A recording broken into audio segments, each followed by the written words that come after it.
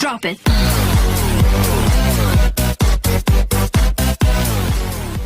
Selamat Natal, besok jadi Kristen. Saya tiap 10 November mengucapkan selamat Hari Pahlawan, besoknya saya tidak jadi Avengers. Minggu lalu saya mengucapkan selamat menikah kepada teman saya yang hajatan, besoknya saya tidak jadi pengantin. Dan berulang kali saya datang ke mahasiswa-mahasiswa kedokteran mengucapkan selamat, besoknya saya juga tidak jadi dokter. Nah, saya tahu bagi orang Islam untuk jadi orang Kristen itu susah. Tidak bisa karena mengucapkan selamat Natal tiba-tiba otomatis jadi Kristen. Orang Kristen mau jadi Islam juga susah. Saya tahu karena saya jelek-jelek begini di beberapa gereja mengajar katekisasi. Pendetanya bilang, kenapa saya ikut ngajar katekisasi? Karena untuk menjadi Kristen yang baik harus tahu tentang Islam yang baik. Karena selamanya kita akan bertetangga. Karena kedekatan saya dengan orang-orang Kristen seperti itu, banyak teman-teman dosen saya yang bilang, saya ini agen Kristen. Saya marah, saya bilang, saya bukan agen, saya glosir. Karena agen itu produknya cuma sedikit. Nah, jadi kata Pak Pendeta, kenapa saya diundang katekisasi? Agar orang-orang Kristen tahu tentang Islam, dan sebaliknya orang Islam juga seharusnya tahu tentang Kristen, karena ke depan kita akan terus-menerus bertetangga. Sebagai sesama tetangga, wajar dong kalau orang tetangga sedang bergembira, saya ikut bergembira. Itulah makna ucapan Selamat Natal. Saya turut bergembira terhadap saudara-saudara yang sedang bergembira di hari Natal ini. Masa nggak boleh? Itu seperti kalau ada teman saya ulang tahun, saya mengucapkan selamat ulang tahun karena dia sedang berbahagia. Dan apakah dia betul hari itu lahir, tanggal itu lahir, tahun itu lahir, saya nggak tahu karena saya tidak pernah ngecek akte kelahirannya. Kan tidak lucu, Bu.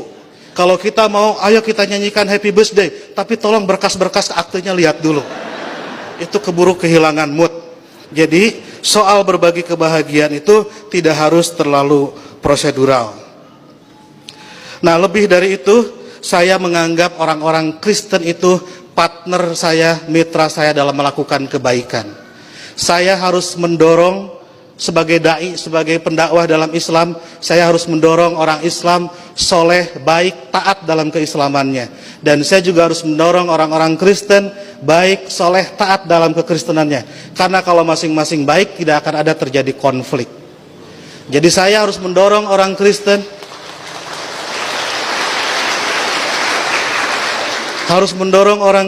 agar baik dalam kekristenannya, karena kalau orang Kristen di sekitar saya jahat, saya pasti korbannya.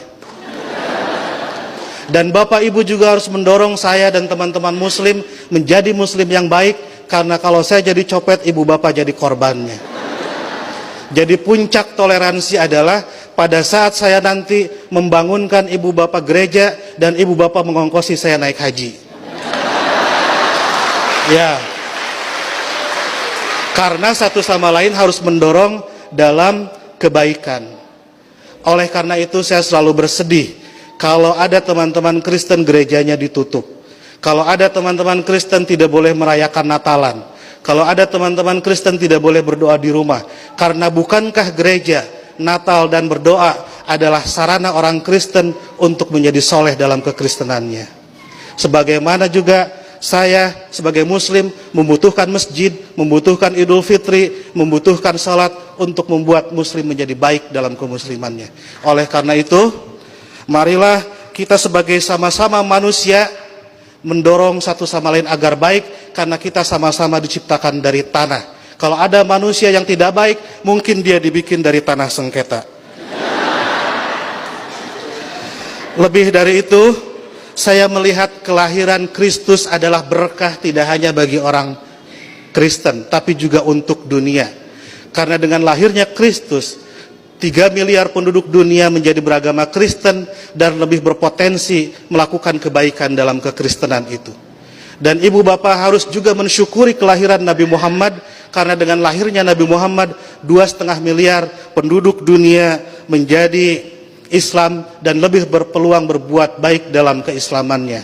Jadi Kristus dan Muhammad adalah mitra yang kita semua harus meneruskan itu.